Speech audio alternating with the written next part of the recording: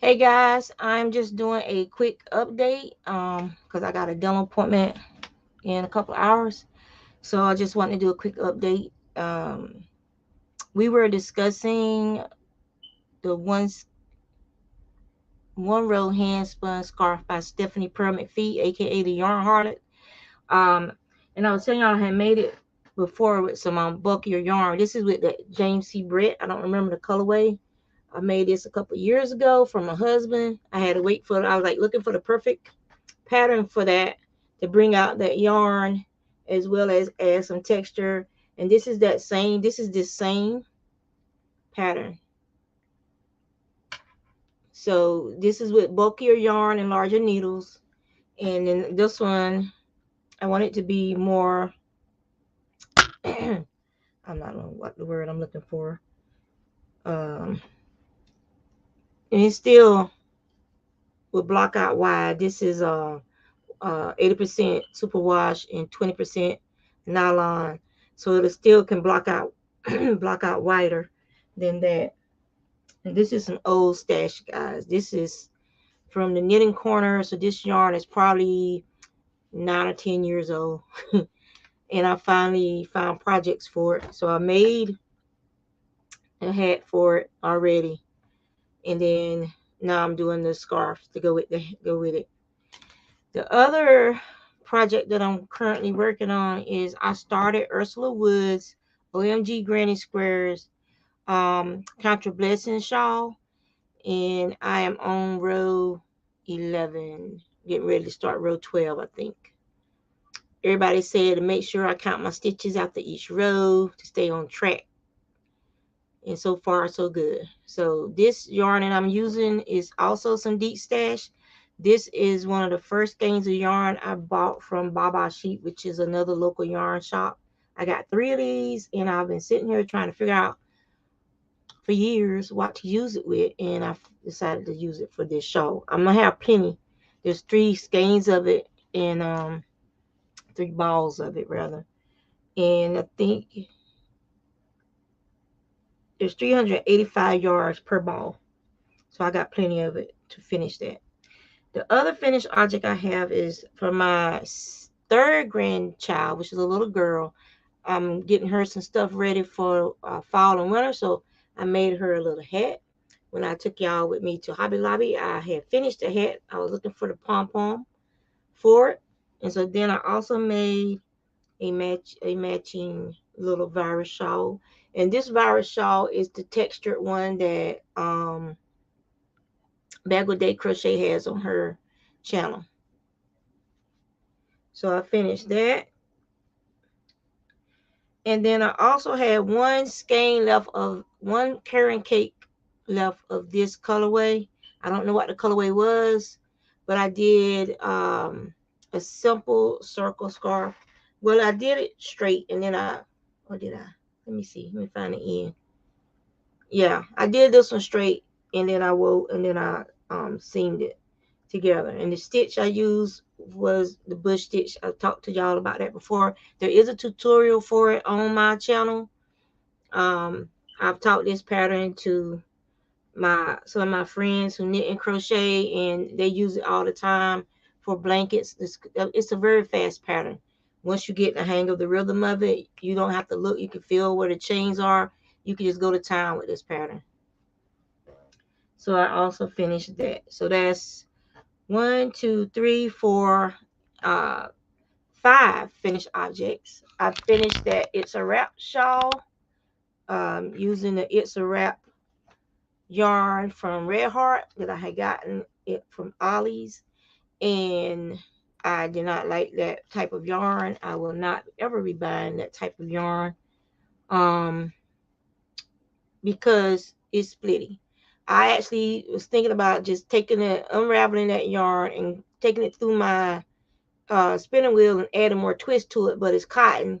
So then I could have probably over twisted it, and I won't about to be trying to be doing that either. So that's all I had left. I played yarn chicken and lost.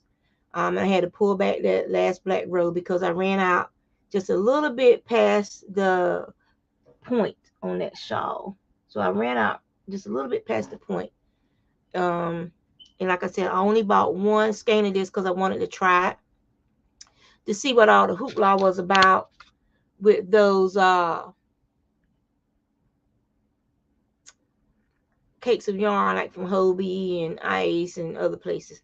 I'm not impressed with this yarn. I do not like splitty yarn. It was splitty for me trying to knit with it and splitty for me crocheting with it. But I persevered and I finished, and I'm glad. All right, so that's 4, 5 finished objects that I have here with me. The other finished object was that blue with variegated and different shades of blue blanket that I was making for my grandson, the little boy blue blanket. And that blanket has gone to its forever home. I'll see if I can pull it up for you guys real quick.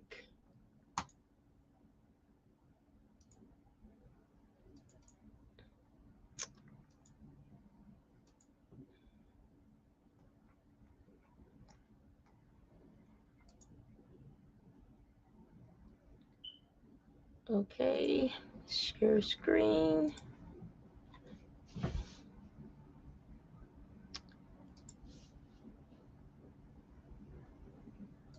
Window.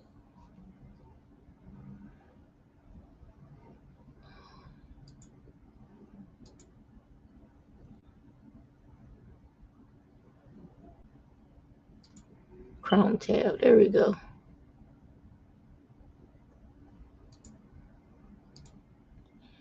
All right, so this is the blanket that I was talking about. That is my grandson, and with his blanket. And he will not be still. He kept giggling and leaning over towards his auntie. And so that's the best I could do for that. I wonder if it'll let me.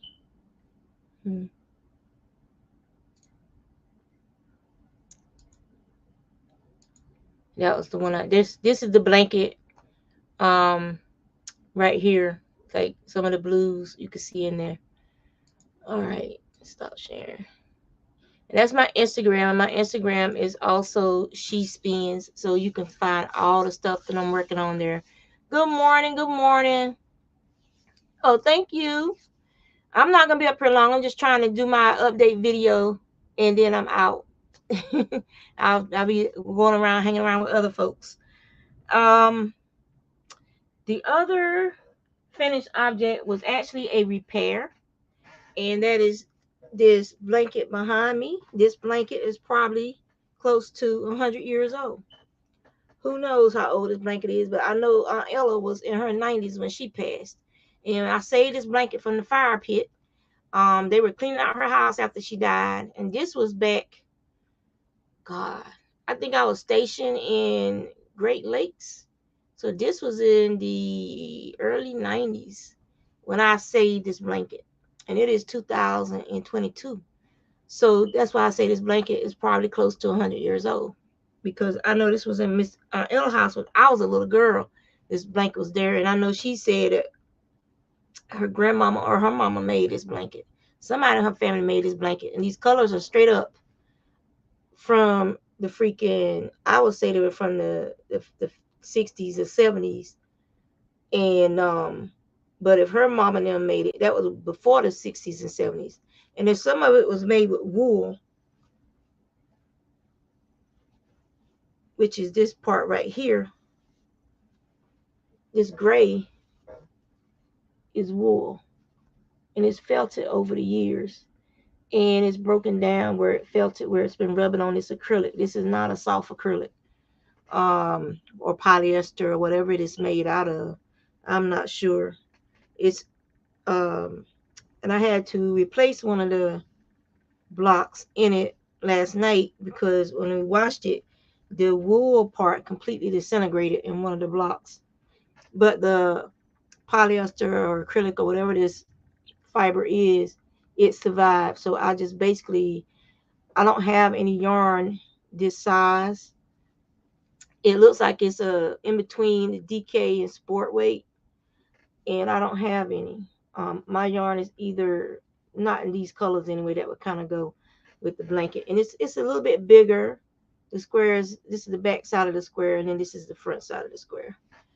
So I basically ran a seam along the surviving yellow blocks here. I ran a seam along this to pick the stitches up to keep them from unraveling or anything. And then I cut out all the what little bit of the gray that was left, and I took the center part and I started from there. And I did a granny square until it was, because I don't have this X size yarn, it's a little bit bigger than the original block section, but it's not a big hole anymore. So that's all I care about. The fact that this was saved from the fire and now it's been saved from a trash pile from disintegrating. So I fixed that. And as far as spinning, I really haven't done any spinning. I'm gonna be spinning tonight. I'm gonna be on Spring the Fiber Enthusiast live tonight, and I'm gonna be spinning. So I got to get my camera set up for pointing towards my wheel and not pointing at my cute face. As Pearl Crochet, keep it cute, or she's gonna put you on mute. Uh, I think that is all I have for y'all right now. I just wanted to get that out of the way. It's done. You've seen what I made and what I'm currently working on. Two new whips, but this is for my friend out in West Virginia. And so I want him to have a nice hat and scarf for the winter that's coming up.